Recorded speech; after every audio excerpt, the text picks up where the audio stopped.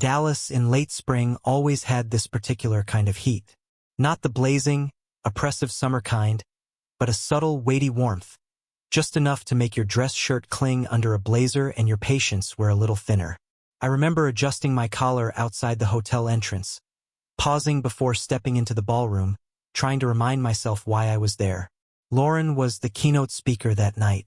A black-tie charity dinner for an education nonprofit she worked with, big donors, press, regional board members. She'd been prepping for weeks, rehearsing lines under her breath during breakfast, testing stories on me in the car.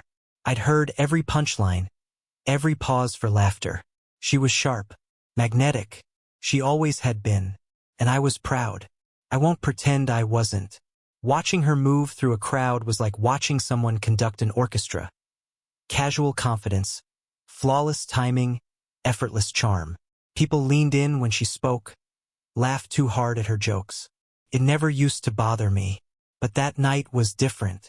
Not because she was on stage, because something inside me had already shifted. I arrived about 20 minutes before her speech, just in time to blend in with the last of the arriving guests. I kept to the back of the ballroom, nursing a gin and tonic, watching the lights glint off the crystal centerpieces. My tie felt too tight, my shoes pinched, and in my pocket, weighing heavier than it should have, was a flash drive. I hadn't brought it for any dramatic reason.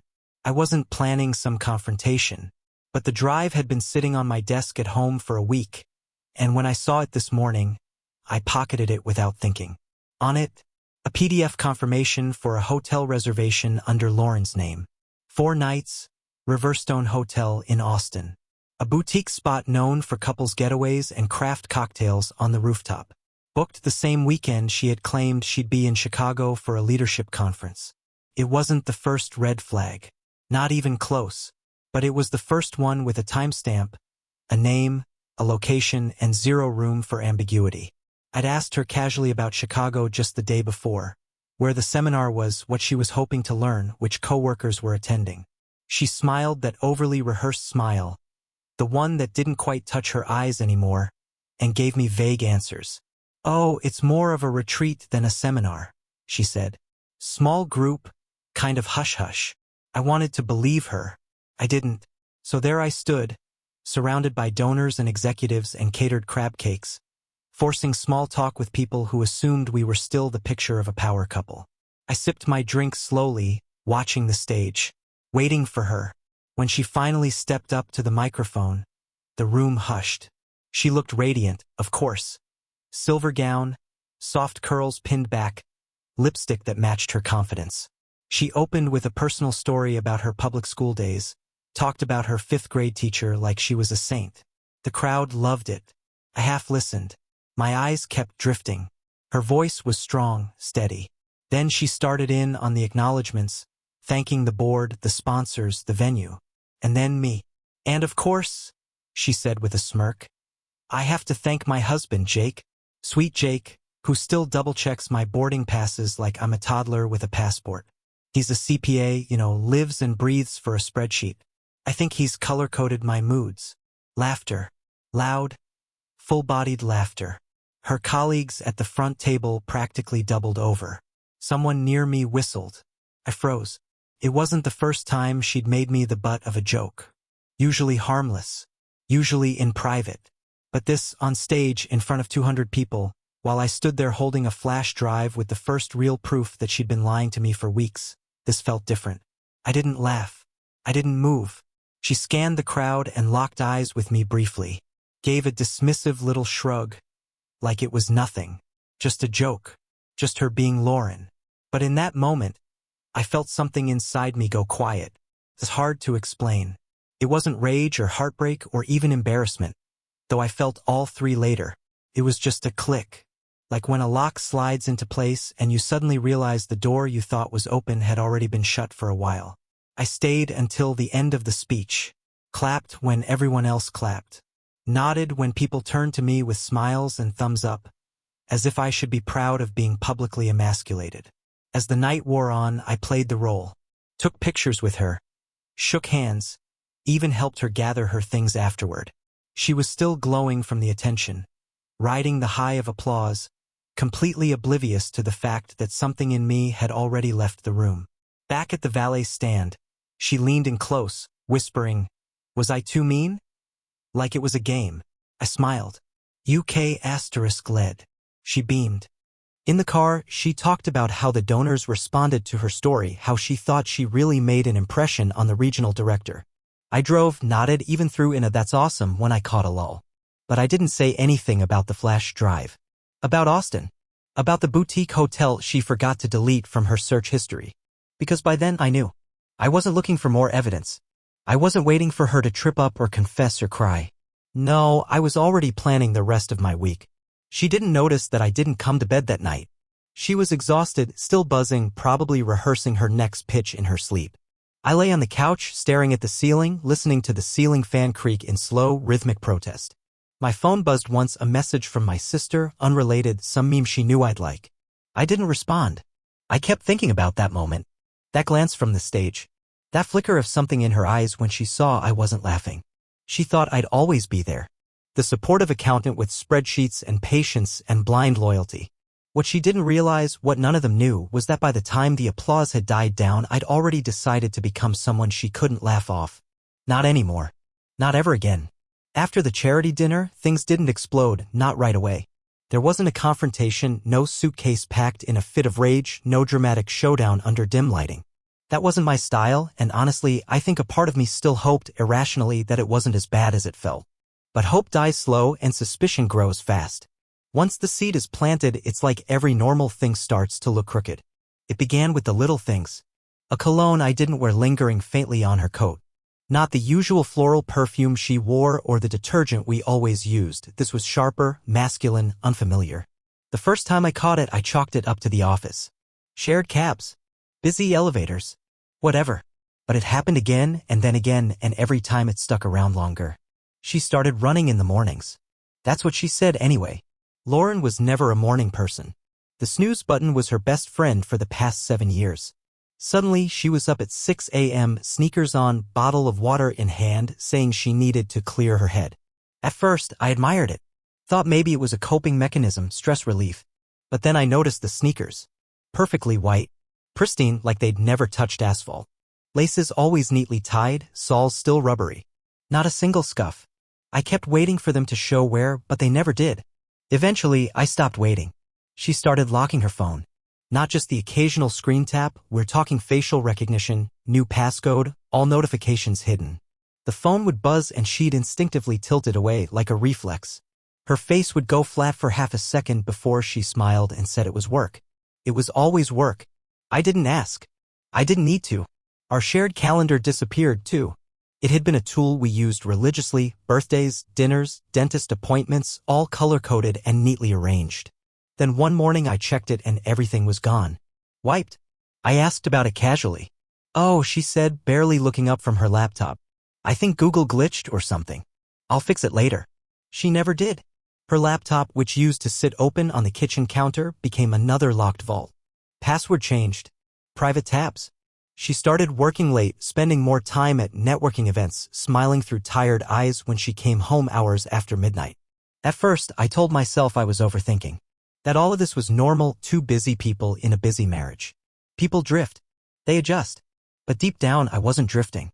I was being pulled out, away from a life I thought we were still building together. The rehearsed voice was what really did it, though. That's what snapped everything into place. Lauren had always been a great speaker, fluid, fast, animated. But now she spoke like she was reciting lines. Not just at work events, not just to strangers, but to me. The way she told me about her day sounded off, like she was narrating a commercial about a life she wasn't living anymore. "We had this great brainstorming session today," she'd say with the same rhythm and tone every time. "I'm exhausted, but it was super productive. You'd be proud." I heard that exact phrase 3 times in the same week. And it wasn't that she was exhausted, it was that she didn't look exhausted.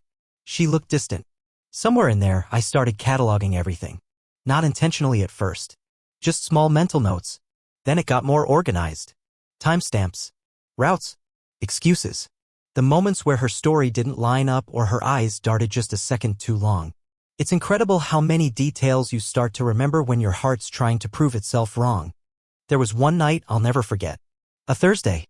I was supposed to be out with coworkers for happy hour, but I bailed at the last minute. Something didn't sit right that day. I don't know what it was, gut feeling, whatever. I came home early and parked down the street. Our house looked normal from the outside. Porch light on, curtains closed, car in the driveway. Inside, I could see the faint glow of the TV in the living room. But no movement. I walked up quietly, careful not to be heard. The front door was locked, of course. I stood there for a minute, then circled around to the back. We had a side gate she never locked. I eased it open and made my way to the kitchen window. The blinds weren't fully closed. There was a gap, maybe 2 inches wide. Just enough. She wasn't alone. I couldn't see much, just part of the kitchen table, her profile, and someone else's hand. A man's. Broad fingers. A cufflink. That's all I needed to see. I didn't stay long. I didn't want to know what was being said. What was being touched. I just walked away. Calmly. Quietly. Numb. I didn't confront her. I didn't even mention it. The next morning, she kissed me on the cheek, said she had an early client meeting, and asked if I could pick up her dry cleaning. I said sure. Then I watched her leave in a different outfit than the one she'd worn to bed. Hair freshly done. She didn't notice me noticing. From that day on, I knew what I was looking at wasn't just suspicion, it was a pattern. A playbook she thought I was too passive to recognize. But I did. Every page of it. She didn't know about the GPS history on her car's navigation. Or the Wi-Fi log at the Airbnbs she said were work retreats. She didn't know I'd seen the second key fob to the Lexus, the one I didn't give her, the one she claimed she never used. She didn't know I'd kept the hotel confirmation on a private server. Or that I'd called the leadership program she supposedly attended in Chicago. They had no record of her name. Not even a waitlist. She didn't know about any of it. Because I didn't let her know. I played dumb. I played loyal. I played the husband she wanted everyone else to believe I was, devoted, docile, dependable. The accountant with a spreadsheet for a soul. But while she was rehearsing, I was recording. While she was lying, I was listening. And while she was performing, I was preparing. What she didn't realize, what she never could have imagined, was that every time she thought she was getting away with it, she was just making it easier for me to walk away clean. No questions. No guilt. No pieces left to pick up. The foundation had already cracked. I was just waiting for the right moment to stop pretending it hadn't. It arrived on a Tuesday. No return address. No sender. Just a small padded envelope sitting in my mailbox like any other delivery. I remember holding it in my hands for a while before opening it, long enough for the late morning heat to settle into my shirt, long enough for the mail truck to vanish from the street. The kind of hesitation that only happens when something doesn't feel quite random. Inside was a flash drive. No note. No label. Just that. I stared at it for maybe 2 minutes, turning it over in my palm. I knew it wasn't from Lauren. She wasn't the type to be cryptic. She was direct, slick, polished, careful. This wasn't her style. But someone had sent it. Someone knew. And I had a feeling I already knew what I'd find. I plugged it into my laptop at the dining table, the same table where she used to leave sticky notes that said "Love you, dork," back when she still meant it. The drive opened automatically. One file. A video clip. No title. Just a timestamp in the file name, Saturday, 8:52 p.m. I clicked play. It was hallway footage, grainy, security cam style. The camera was mounted high and angled slightly down, showing a long corridor of beige carpeting and matching doors. For a moment, nothing happened. I started to think it might be spam. Then there she was. Lauren. Walking hand in hand with a man I'd never seen before. They didn't look like colleagues. He was carrying her suitcase in one hand and her blazer in the other. She was laughing, head tilted slightly back the way she always did when she was trying to look irresistible. They stopped briefly in front of a door. Room 428. He pulled out the keycard. She leaned into him. I didn't look away. I wanted to, but I didn't. The camera didn't have audio. It didn't need it. He opened the door. She stepped inside first. He followed, turning around just before the door shut and placing the suitcase just inside. Then the screen went dark. 9 seconds. That's all it took to collapse whatever shaky structure had been left. Because it wasn't just a hotel. It was the Riverstone Hotel in Austin. The same hotel on the PDF I found 3 weeks earlier. The same date she told me she was in Chicago. I closed the laptop gently, like that would somehow soften the blow. Then I sat back in the chair, staring at nothing, listening to the faint ticking of the wall clock in the living room. The kind of silence that feels like it's judging you for ever believing in someone who stopped believing in you. There was no more guesswork. No more interpreting vague signs or dissecting behaviors. No more wondering. There she was, in motion, captured by a camera that didn't care about lies or backstories or context. Just images. Just truth. I stayed there for hours. Didn't move. Didn't eat. Didn't cry. I just thought about how much time I'd spent trying to protect a version of us that didn't exist anymore. How many nights I told myself it was in my head. How many small betrayals I'd forgiven without knowing their full weight. It wasn't the cheating. Not really. It was the deception, the casual cruelty of being looked in the eye while someone rewrites history behind your back and still expects you to believe the script. That night, she came home around 9:30. Her heels clicked softly on the hardwood as she entered. I stayed seated in the dark, lights off, the only illumination coming from the dim screen of my closed laptop. She noticed me immediately. "Jake," she asked, setting down her purse. "Why are you sitting in the dark?" I didn't answer. Not because I didn't want to, but because anything I said in that moment would have come out as noise. She hesitated, then laughed nervously. "Okay, spooky much? What's going on?" She walked over and tried to kiss me on the cheek. I leaned away. She froze. "What's wrong?" Still, I said nothing. Just stared at the place on the floor where I imagined the two of them must have stood. In the hallway. Before she stepped inside with him. Before the door closed behind them like it had closed on everything we were supposed to be. "Jake," she said again, softer this time. "You're scaring me." I looked up at her. Really looked. Not the way I used to. Not with love or familiarity. But like I was trying to understand how a person could become a stranger so convincingly. "You remember Austin?" I asked finally, my voice almost hoarse from disuse. She blinked. "Austin?" "The leadership seminar," I said. "Riverstone Hotel." She paused for half a second too long. It was tiny. But I caught it. "Oh yeah," she said. "That was a few weeks ago, right? What about it?" I opened the laptop, hit play again. Turned the screen so she could see.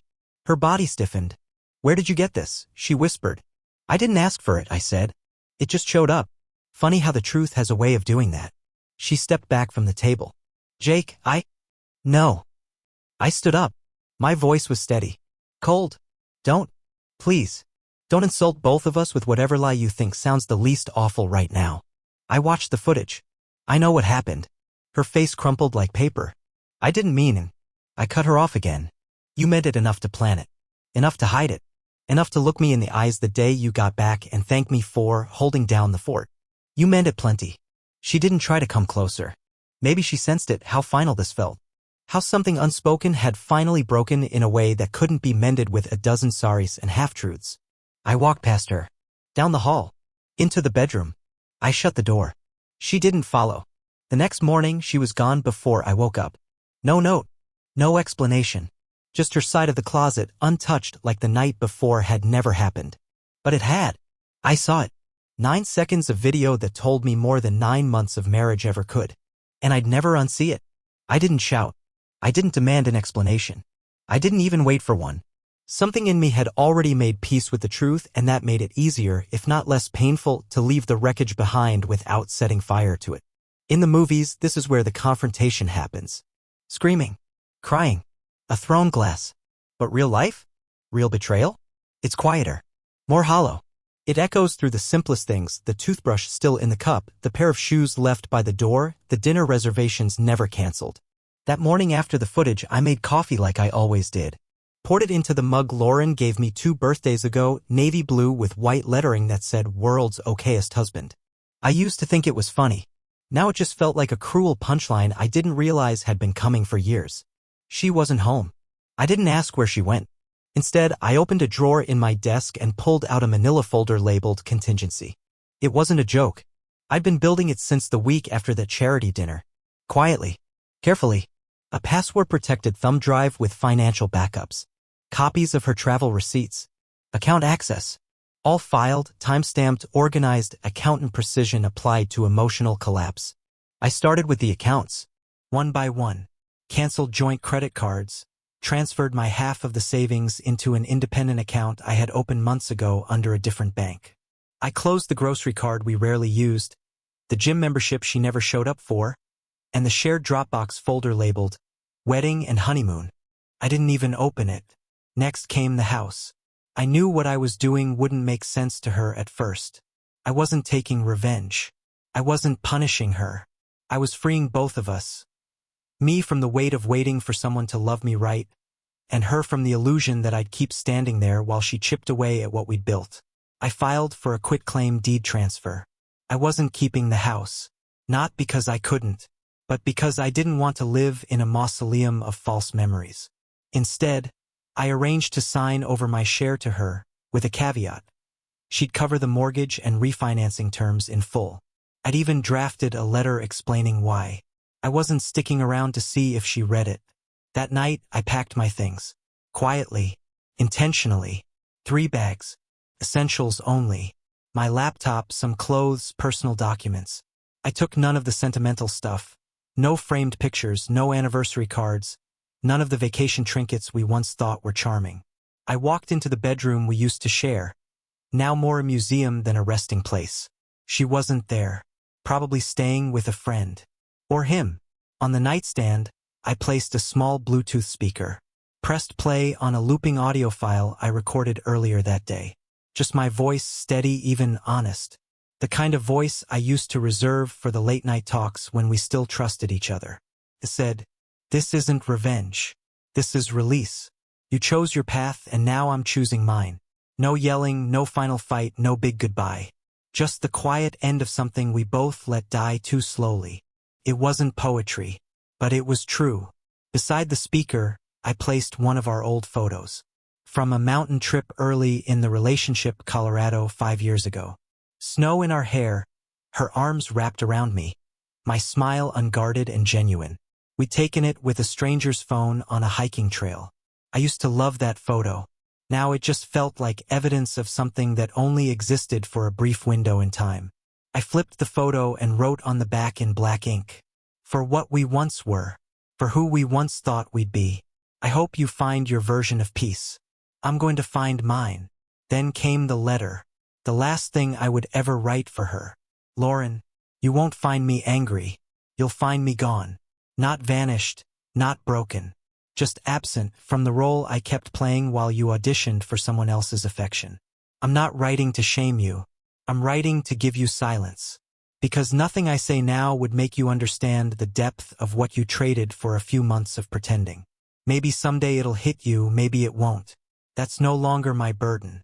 I didn't leave in the middle of the night. I left in broad daylight, after months of watching you disappear in plain sight. This house holds echoes. Not of fights or yelling, but of absence. Of glances that never landed. Of dinner tables filled with phones instead of conversation. Of a love that once filled every room, now replaced by calendar blocks and cold excuses. I've closed our accounts. The shared bills are yours. I left you the house because I don't want a war. I want distance. I won't be answering your messages. I won't be coming back for anything. I'm not punishing you.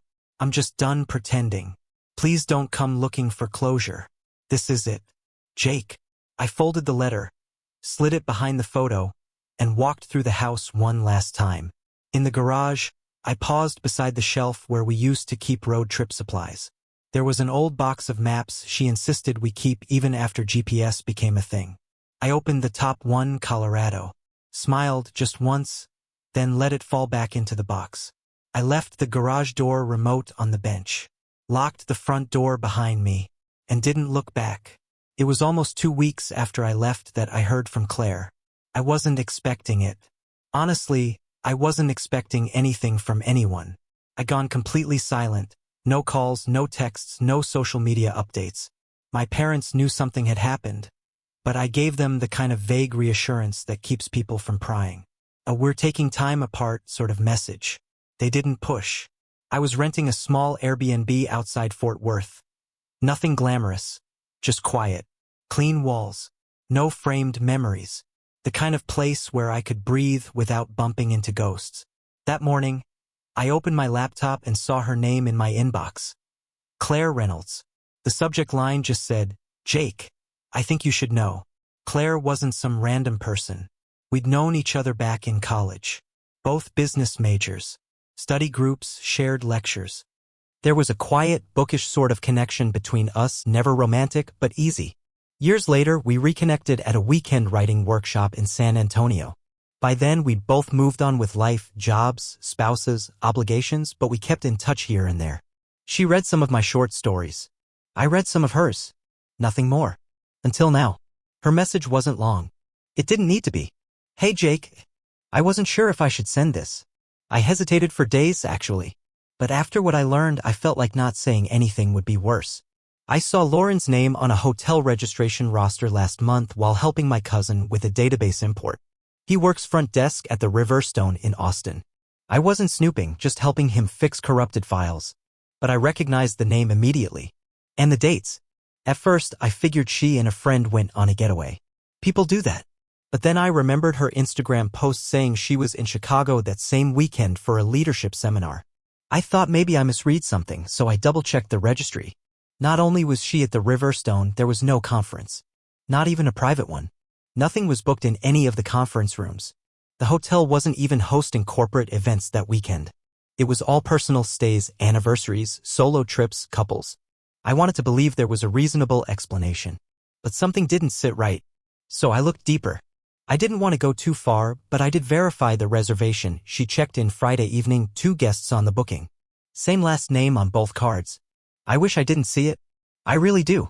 But I couldn't keep it to myself after that. You deserve to know. I'm sorry. If there's anything you need, I'm here. Claire. I read the message 5 times. It wasn't that I didn't believe it. I did. I'd already known what had happened. I'd seen the footage. But something about hearing it from someone removed, someone who didn't know she was walking into a wreck, made it feel colder. More surgical. Less about heartbreak and more about truth. I sat with it for an hour. 2. Then I wrote back. Claire, thank you. You didn't know me this. But I'm grateful you told me. I already knew. Sort of. Enough. But your email confirmed what I couldn't prove before. I left her. Quietly. No drama. I packed, disappeared, gave her the house. Didn't tell anyone why. You're the first person to send me something that wasn't, "Are you okay?" or "What happened?" So thank you. I'm okay. Or I'm getting there. Stay well. Jake. She replied the next day. Said she understood. That if I ever wanted to talk, she'd listen, no pressure. I didn't take her up on it right away. But it was nice to know someone saw it from the outside. That someone had been watching closely enough to notice when the story stopped lining up. Later that evening, I went for a walk through the neighborhood. It was the kind of suburb filled with young families, half-finished landscaping, and neighbors who waved from a distance but never asked questions. I like that. No history here. Just space. I kept thinking about how Lauren probably didn't even realize Claire was in her orbit. How careless she must have been, so wrapped up in the lie that she forgot the world isn't a closed set. People talk. People notice. And sometimes people care enough to tell the truth even when it hurts. That's what stuck with me most. It wasn't an act of vengeance. Claire didn't have a vendetta. She wasn't trying to get involved. She just couldn't stay silent. And that somehow hurt more than the cheating itself. Because it proved how much Lauren had underestimated everyone around her. Me. Her colleagues. Even strangers. She thought the truth would stay buried because she was smart, controlled, strategic. But the truth doesn't play by your rules. It leaks. It spreads. It finds the people who will carry it on their backs and deliver it when the time is right. It's not always loud. Sometimes it arrives in a quiet email. Sometimes it comes in the form of a camera. Sometimes it's a friend who simply sees enough to say, "This isn't okay." I hadn't realized how much I needed someone else to say it. For weeks, I'd been gaslighting myself, wondering if I was overreacting, if maybe I'd missed a part of the story that would make it less awful. That maybe I'd done something to deserve it. But Claire's message was simple. Direct. Unflinching. It reminded me I wasn't crazy. That was the gift she gave me. Not evidence. Not proof. Sanity.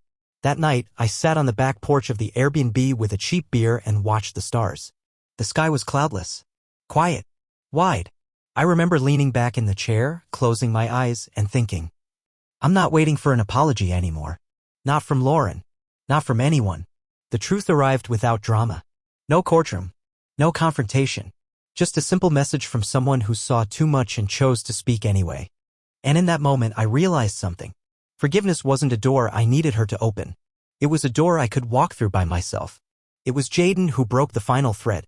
Lauren's brother and I were never close, but we'd had an easy kind of bond, football talk, holiday jokes, the occasional beer during family dinners. He always looked out for her growing up, always cleaned up the messes she left behind. Late-night calls, rent emergencies, bad relationships. He had a way of shielding her from consequences, like she was still that reckless kid sneaking back into the house past curfew. But not this time. He called me out of nowhere. Not a text. Not an email. A real call. "I know," he said right after I answered. No small talk. No preamble. No what? "I saw the footage. Claire sent it to me." I went quiet. He sighed. "I had to see it for myself. I didn't want to believe it, man." I kept defending her, even when things didn't add up. "But after that..." He trailed off. "I'm sorry," he said finally. "You didn't deserve that." I didn't know what to say. For the first time, someone from her side of the world wasn't covering for her. He wasn't making excuses. He was just there. Honest. "She reached out to me last night," Jaden added, crying, "saying you left without warning, like you just abandoned her." I let out a dry laugh. "She really said that?" "Yeah," he said. But then I looked through the files Claire sent. The emails. The dates. The hotel booking. The recording. There was a pause. And then, heavier than anything else, "I'm done cleaning up after her." And just like that, I knew Lauren was alone in this now. No one was stepping in. No more defense attorneys posing as family. She hadn't just lost a marriage. She'd lost the one person who used to fix what she broke before it hit the ground. Lauren searched for me. I know she did. She called, texted, emailed from an address I hadn't seen before. For weeks, I didn't respond. I figured silence would say more than any long message ever could. But part of me knew she wasn't looking for closure. She was looking for a thread, any thread that might let her pull things back together again. She wasn't used to losing things that didn't come back eventually. And I'd made sure she wouldn't find me. Until she did. Not me exactly, but what I left behind. In the garage, tucked behind the breaker panel where we used to keep paint cans and spare air filters, I left her the final piece. A folder. Unlabeled, plain. Inside, notarized copies of the legal separation, confirmation of joint account closures, tax record splits, and most significantly, the signed deed transfer for the house. Pinned to the back was a photo from our first anniversary. She was in a red dress, laughing into my chest while I held up a sparkler like an idiot. Across the bottom, in my handwriting, "You were loved. Deeply. Honestly. Once." That was the truth. She had been. And she threw it away for a lie she thought I'd never unravel. She found it eventually. I know she did. Probably sat on the cold cement of that garage floor, holding that picture, realizing there was nothing left to chase. No one left to convince. The home didn't feel empty now. It felt like someone else's past. And she was no longer part of the story.